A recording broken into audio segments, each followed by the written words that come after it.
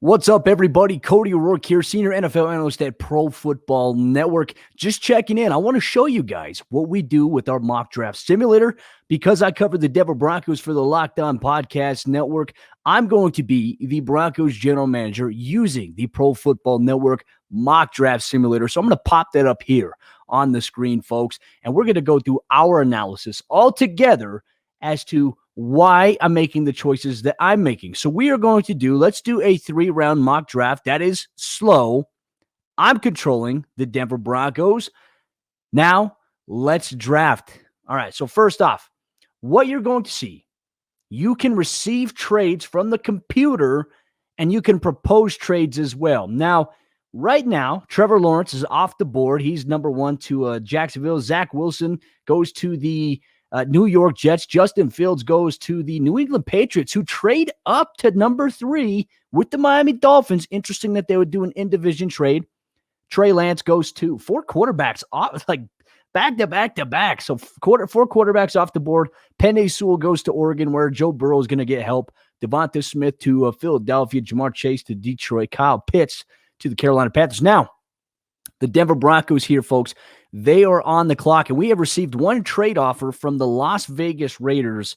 They want to send us pick 17 and pick 48 and a 2022 6th-round pick to take number 9. Now, here's the deal, folks. Look, I'm going best player available here.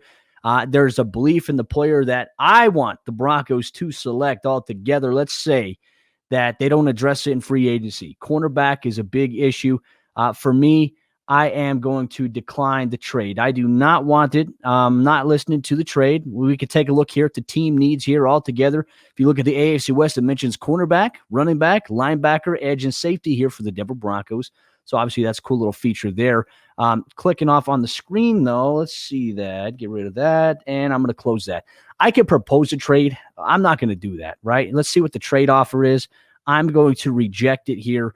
And for me, for the Denver Broncos, they need cornerback help. You know what I'm going to go? I'm going to go with Patrick Surtain, cornerback out of Alabama, because he is a guy that has all-American traits and tools. He can play man coverage. He can play zone coverage altogether. He'd be a great fit in Vic Fangio's defense. May not be cornerback 1 his rookie season, but I think that there is some bread and butter with his traits that maybe a year or 2 years from now, he can be cornerback 1, and he and Michael Ujimudi could be a very, very dominating duo at the cornerback position here. Oh, and J.C. Horn, cornerback, I liked him too, out of South Carolina. He goes to the Las Vegas Raiders at 17.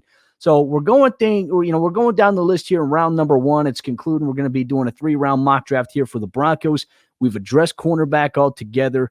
I don't know. Maybe do I want to trade back up into round number 1? I'm debating on it, right? I'm debating, but then again, is it going to be worth it? Who's still available? I don't want to double dip at cornerback. Looking at the remaining players available here, you know what I'm going to do? I have to make this decision, folks. I'm sorry. Unless he just got drafted, I'm going to propose a trade, okay? I need to propose a trade with the Arizona Cardinals, who somehow traded, and they got Tampa Bay's pick at 32. I'm going to propose a trade for them because I don't think he's going to make it into round 2, right? I don't think he's going to make it to round 2, and that's going to be Zaven Collins out of Tulsa, linebacker. Broncos need a coverage backer in a big way. Let's see if I can propose a trade here. Now, I will give them the 40th pick, and then let's take a look. In 2022, I'll give them a 4th-round pick as well, and I'll see if they'll be willing to trade. I'm going to propose this trade. I'm going to confirm it. They declined my trade. They said, screw you, man. We're not going to do it. So guess what? Bam. That's not going to happen. I'm continuing on with the mock draft here. Kansas City's on the clock. They take Tevin Jenkins, offensive tackle out of Oklahoma State. And, of course, Arizona takes the guy that I wanted to pick in Zaven Collins. This is just how it works, folks. Sometimes you have to I should have came a little bit harder. But then again, trading back at round 1, I felt like giving them the 40th pick and then maybe getting back in, at the end of round 1, giving them also a future pick. I feel like they would have done something. I really did. Now, Kansas City, the AFC West wants to trade with me. They want to give me pick 63, 94, and a 2022 second-round pick. Now, that second-round pick, folks, that's not that's not hard. It's tempting. It's very tempting. I don't want to give up pick 40, though. I'm going to counter, okay? I'll give them pick 114 a third-round pick in 2022, and I'll give them pick 235 in this year's NFL draft. I'm going to propose. They declined it. But see, right here, I didn't want to put y'all on the spot, man. My negotiating skills right now are not very good here. So I'm going to stick with being at pick number 40. Look, take a look at what Denver has here. I think they need some help at the defensive back position at safety. I think Kareem Jackson, Justin Simmons will be back in Denver. But to me, they need a depth guy behind him. And right now, I'm really stuck between two players, Richie Grant out of UCF, out of Central Florida, and Florida State's Hamza Nasir-Ul-Din. I think that he's a thumper. He hits hard, but then Richie Grant, he can play everywhere. He can play corner. He can play nickel. He could play that middle free safety. He could come up and play that hook to curl. It's very hard for me right now to choose who I want. I like Richie Grant a lot. And I also like Hamza. So you know what I'm going to do? I don't have a coin on my desk, or else I would totally flip a coin here. You know what? I'm going to go with the loins here. I think the Broncos, they need a thumper. They need a guy who could transform behind Kareem Jackson. The Broncos are expected to lock up Justin Simmons long-term. I'm going to go with Hamza Nasir-Ul-Din here for the Denver Broncos at pick number 40 in this Pro Football Network mock draft. Now, still some really good talent here in the second round altogether. Baron Browning, Carlos Basham, especially those Wake Forest guys. I tell you what, Wake Forest produces some dogs. They really do.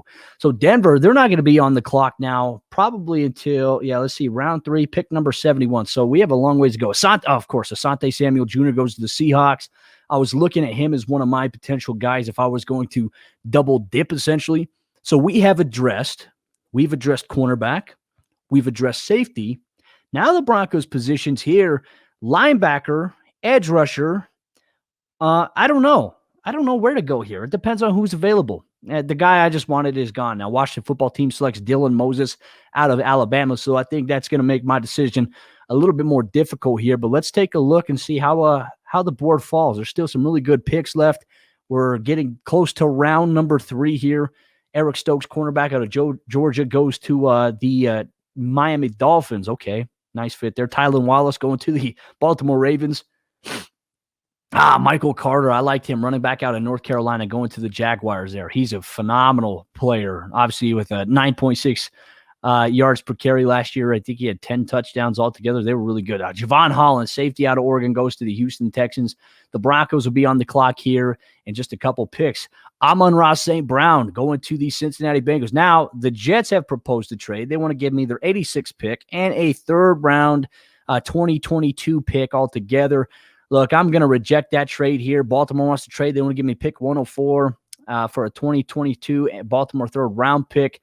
I'm going to decline right now, look, because there's a specific player I got my eye on that I feel like maybe can be a developmental guy here for this Denver Broncos football team here. We talked about the idea of going with a guy, a linebacker. There's an offensive tackle prospect on the board right now, obviously, Juwan James. I don't think the Broncos going to be with him too much longer. Obviously, they have to stick with it this year because you got a tremendous cap hit. It's between Dylan Radins out of North Dakota State, though I'm questioning the lower level of competition down there at North Dakota State. Nothing against them there, but that's definitely a concern, especially when you're transitioning from, one of those schools, an FCS school, all the way to the NFL. I'm going to go with the linebacker, Jabril Cox. I think he's got some traits that Vic Fangio can really develop here with Coach Herring in Denver, and I would love to see maybe what they can get out of him his rookie season. Now, Denver's also got another linebacker, Justin Sternid. Imagine those guys would compete a little bit at training camp. But at the end of the day, I think if it's going to boil down to really who's a good fit. I mean, I think the formula's out there. If the Broncos bring back Von Miller, if they bring back a variety of different guys, Alexander Johnson will be back for Denver. They're going to put a second-round tender on him. Outside of that, the thing I'm kind of questioning is the overall depth. How is it going to work out for Denver depth-wise at inside backer, especially with Josie Jewell, his contributions last year really being the most improved player on the Broncos defensively. One of those guys that really stood out to me, Jabril Cox, I think has the traits to be a physical run defender. He's very aggressive, which is good. Now, obviously, you have to control that in a sense once you get to the National Football League because, there's a tendency where sometimes he tries to be too aggressive. He'll over-pursue a play. Cutback lanes are there. That's just stuff that he can work on, obviously, with more discipline, more coaching at the National Football League level. You can't be as aggressive as you were in college. You can be aggressive in a sense, but not necessarily undisciplined. And the thing that I'm looking at here with Jabril Cox is, can he transform the Broncos linebacking unit? Can he be one of those cover guys against Travis Kelce, against Hunter Henry, against Darren Waller? Can he be one of those difference makers that can also line up on the outside when teams shift to empty and they move the running back all the way to the outside as the number one receiver? Can this linebacker, can Jabril Cox be one of those guys that can cover? Vic Fangio's defense is going to require some guys that can do that. And I imagine Jabril Cox would be a great fit here for the Denver Broncos. So our full-on results here: 3 rounds, 3 picks: Patrick Surtain, Hamza Nasirul-Dean out of Florida State, and LSU's Jabril Cox. Cornerback, safety, linebacker. Denver's building the defense in this year's draft. They focused on offense exclusively. Last year, defense is the focus here. This year, you can do the full results. You can see all the results from all the teams there, or you could start a new sim. So make sure you guys head over to the Pro Football Network Mock Draft Simulator. Get in on the action today.